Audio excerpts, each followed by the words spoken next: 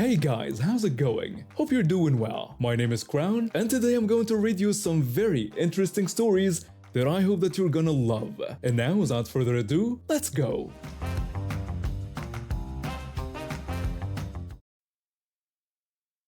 I've been legally blind since birth due to congenital cataracts in both eyes. The doctors had to perform surgery before my first birthday to remove the lenses from my eyes. Unfortunately, they couldn't give me artificial lenses, and now no ophthalmologist will risk operating on me because there's a 50-50 chance I'd lose my sight completely.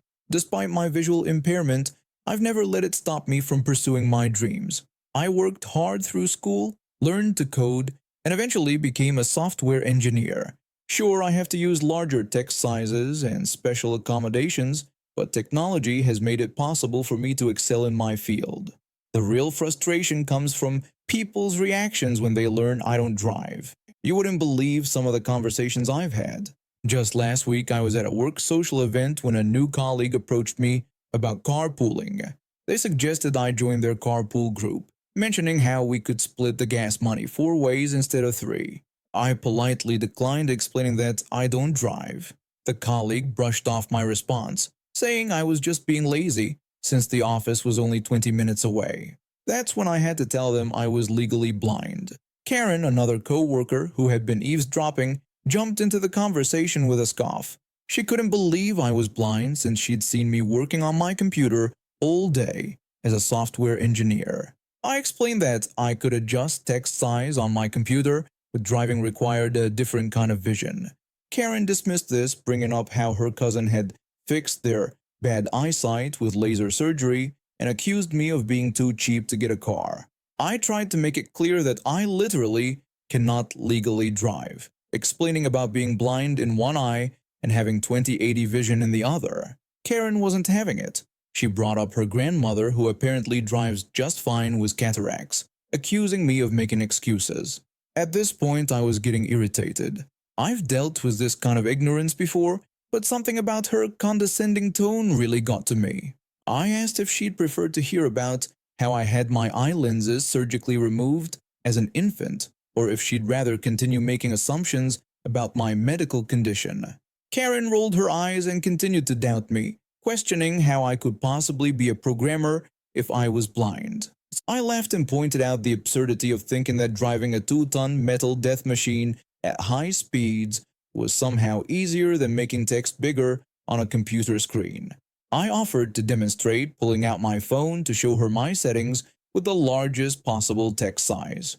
I showed her my phone settings and offered to share my one attempt at driving, mentioning it involved a snowy hill, a ditch, and nearly taking out a street sign. By this point, our other colleagues had gathered around, and I told them about that ridiculous night with my ex, when I had to reverse out of a ditch. Everyone was laughing except Karen. One colleague tried to reason with Karen, pointing out how different adjusting text size was from driving. Karen started to argue again, but our project manager cut her off. They reminded her that making assumptions about someone's disability could be considered harassment and suggested dropping the conversation. Karen turned bright red and walked away. The next day, she sent me a company-wide email apologizing for her insensitive comments about my disability. I found out later that our project manager had reported the incident to Human Resources, and they had a lengthy discussion with her about workplace discrimination. Now, whenever someone questions my inability to drive, I just smile and explain how unsafe it would be to have someone who sees the world as a permanent blur operating a vehicle next to them on the highway. That usually shuts them up pretty quickly. After this incident, our company started a disability awareness program, and I was asked to give a presentation about accessibility in tech. I made sure to include a driving simulator with severely blurred vision as part of my demonstration, and Karen sat in the front row, looking thoroughly uncomfortable the entire time. I'm a delivery driver for a local restaurant, and that day I had just finished my last delivery of my evening shift. Usually I take the highway home, but there was a major accident that had traffic backed up for miles. My GPS suggested an alternate route through downtown, which I thought was a brilliant idea at the time. The downtown area was also congested, but at least it was moving. I found myself in the left lane, which was the only lane going straight through an upcoming intersection. The right lane was for turning only, and it was practically empty. That's when I first noticed the black SUV in front of me.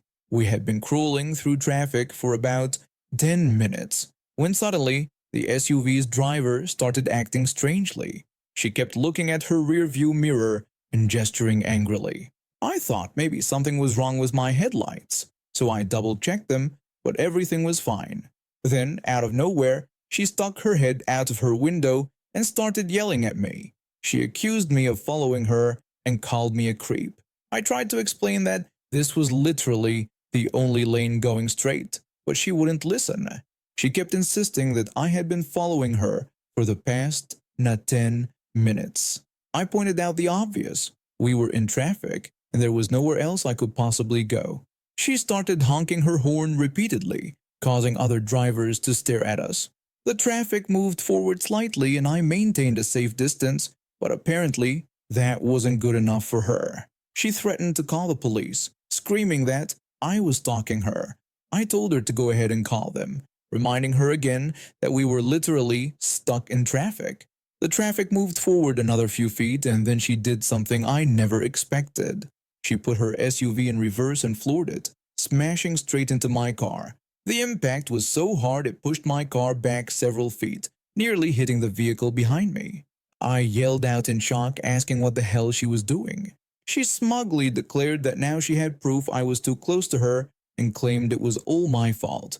She got out of her SUV and started screaming, attracting even more attention. By this point, several people had their phones out recording the whole thing. She started yelling for help, claiming that I had been stalking her and somehow made her crash into me. A police officer who had been directing traffic at a nearby intersection came running over. This is where it gets even better. When the officer asked what was happening, she immediately played the victim. She thanked him for arriving and claimed I had been following her for miles, saying she was so scared that she had to defend herself. That's when I mentioned my dashboard camera that had recorded everything. Her face went pale. She clearly hadn't noticed it before. When the officer asked if she had deliberately reversed into my vehicle, she denied it completely. She kept insisting that I had threatened her and was stalking her, and even suggested my camera was fake. The officer reviewed my dashboard camera footage right there. It clearly showed her bizarre behavior, her accusations, and most importantly, her deliberately reversing into my car. But instead of accepting defeat, she went completely ballistic. She tried to grab my dashboard camera, scratching my arm in the process. The officer immediately restrained her and called for backup. By this time, several witnesses had approached, showing their own phone recordings of the incident. She started screaming that it was all a setup and everyone was in on it, still insisting the camera was fake. 2 more police officers arrived, and things got even more intense. They ran her license plate, and guess what? She had 3 previous incidents of road rage in the past year alone, and her license was actually suspended. She wasn't even supposed to be driving. While she was being arrested, she kept screaming about how everyone was conspiring against her. She kicked one of the officers while they were putting her in the police car, adding assault of a police officer to her growing list of charges. One of the witnesses who recorded the incident turned out to be a local news reporter. The whole thing made it to the evening news and the footage went viral on social media. The reporter interviewed me on the spot, and I got to tell my side of the story. In the end, she was charged with assault with a deadly weapon, her SUV, driving with a suspended license, assaulting a police officer, attempted destruction of evidence when she tried to grab my dashboard camera, and a handful of traffic violations. The insurance company found her 100% at fault, and I got a brand new car out of it because mine was severely damaged. I later found out that she had to serve jail time because this incident violated her probation from a previous road rage incident. Her insurance also dropped her completely. Now, whenever I'm stuck in traffic, I'm extra thankful for my dashboard camera. And yes, I still sometimes take that downtown route home, but I always keep an eye out for black SUVs driven by angry women with a superiority complex. It's been a few years since this happened, but I still remember it clearly. I was at my local veterinary clinic to pick up my guinea pig's remains. He had been my companion for nearly 6 years, getting me through some of the toughest times in my life. I got him right after my divorce when I was at my lowest. Living alone in a small apartment, working from home.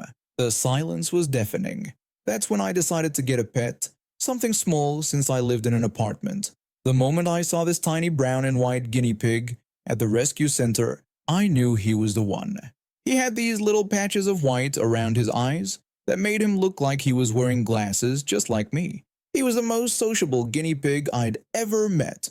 He'd wink excitedly whenever I entered the room, and during video calls with clients, he'd often pop up on my desk, stealing the show. My clients loved him, and he became somewhat of a mascot for my freelance business. Last week, he started showing signs of illness. He wasn't eating much, and his usual energetic self seemed subdued. I rushed him to the vet, but despite their best efforts, his age and a sudden respiratory infection proved too much for his little body. I got the call yesterday morning. Today, I was back at the clinic to collect his remains. I had chosen to have him cremated individually, wanting to keep him close even after he was gone. The waiting room was relatively busy, with a couple of people ahead of me in line. That's when I first noticed her, an older woman, probably in her 60s, standing at the counter with her cat carrier. She had been there for what seemed like ages, complaining about everything from the wait time to the cost of treatment. She started yelling about how ridiculous the prices were, calling it highway robbery. The receptionist tried to explain that these were standard rates for emergency treatment and antibiotics, but the woman wouldn't have it. She kept going on about how it was just a cat, and started rambling about how, in her day, they didn't waste money on animals. They either got better on their own, or they didn't. The receptionist maintained her professional demeanor, but I could see her jaw tightening. The woman kept shuffling through her purse, sighing dramatically every few seconds. She then started complaining about the antibiotics, costing $78, saying she could probably get them at the pharmacy for half the price. The receptionist had to explain that these medications were specifically made for pets, and that human antibiotics could harm animals. The woman just scoffed and reluctantly handed over her money. She finally paid but didn't move away from the counter immediately. Instead, she stood there, reorganizing her purse and mumbling about veterinarians these days and money-grabbing business. The receptionist caught my eye and gave me an apologetic look. The receptionist called for the next person in line. I stepped up to the counter, my voice barely above a whisper, as I told her I was there to collect my pet. The receptionist's face softened immediately. She knew why I was there. She disappeared into the back room, and that's when everything seemed to slow down. The woman was still standing nearby, watching with mild interest as the receptionist returned. In her hands was a small polished wooden box with a tiny paw print engraved on top. The woman's face dropped. The cat in her carrier let out a small meow, and she clutched the carrier closer to her chest. The entire waiting room fell silent. Nobody moved. Nobody spoke. She looked at the wooden box, then at her cat carrier, then back at the box.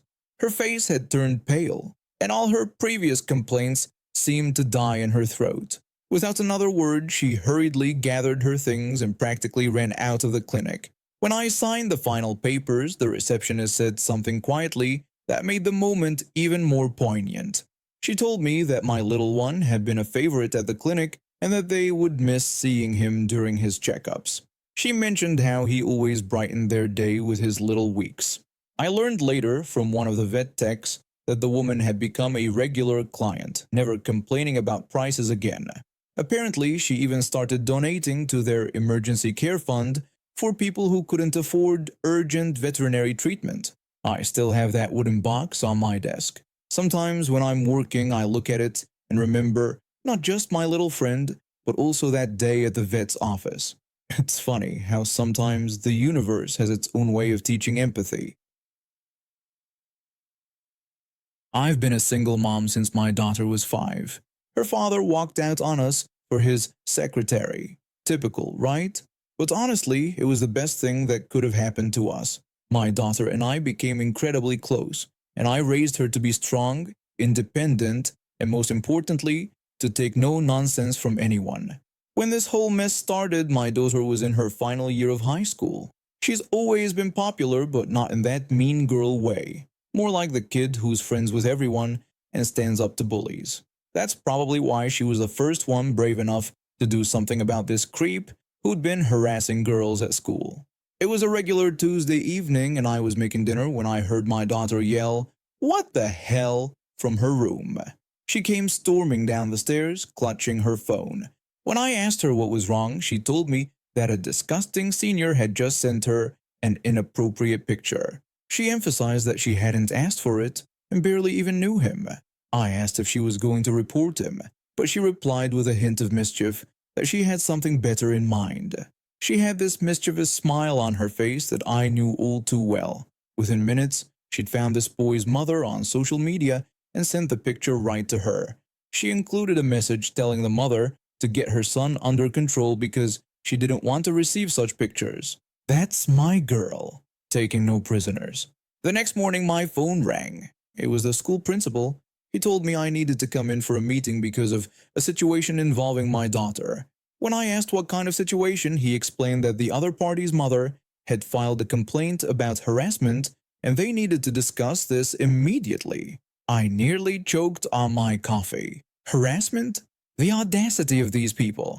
But I went to the meeting ready to raise hell if necessary.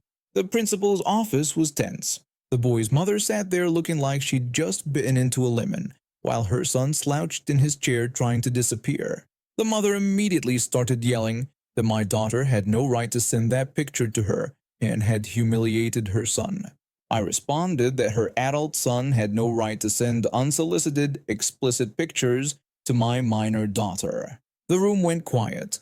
The principal shifted uncomfortably in his chair. He questioned my mention of adult son, so I clarified that my daughter was 17 while her son was 18. The boy's face went white.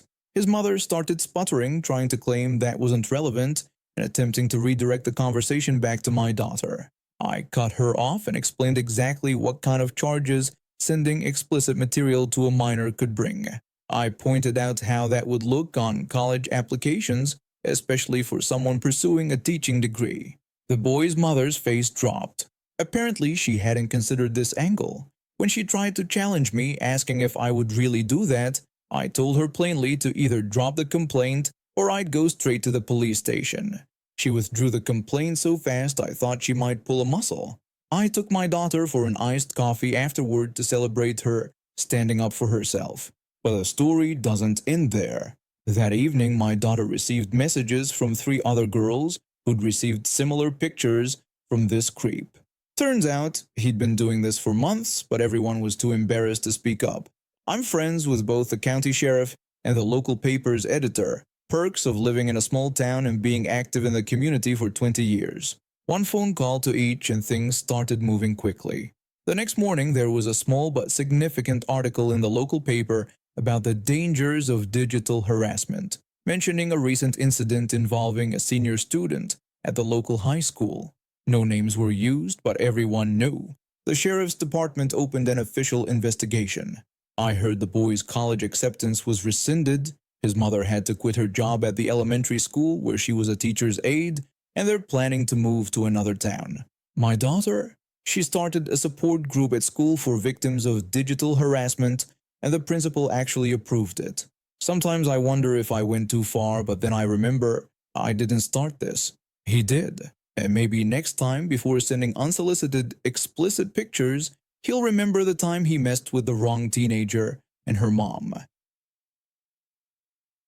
And now we have reached the end of today's stories. Thank you for watching, and see you next time.